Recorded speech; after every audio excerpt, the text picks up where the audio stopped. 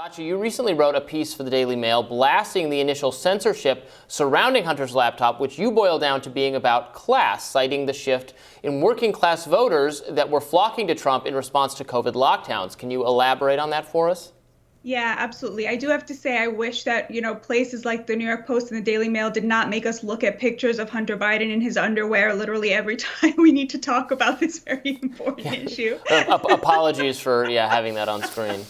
Totally not your Trigger fault. warning next time. Yeah. Right, exactly. Yeah, I mean, the argument I was making was that, we tend to think about tech censorship as a right versus left issue to where, conservatives are censored and big tech is taken aside with liberals.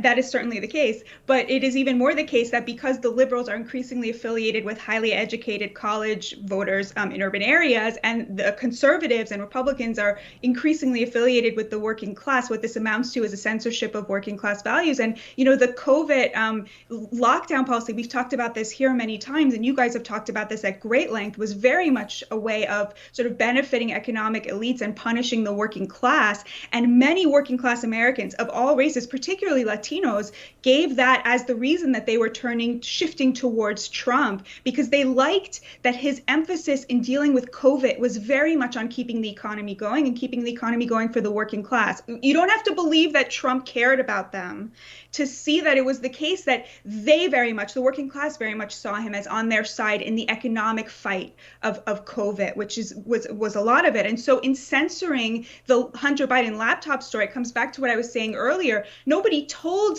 the vast majority of all liberal media outlets to treat that as Russian disinformation. They did that out of a sense of their own economic agenda, because these places are staffed by, rich, overeducated urban liberals who were making, their economic interests are very much on the side of the lockdowns, as are their bosses, their rich corporate bosses.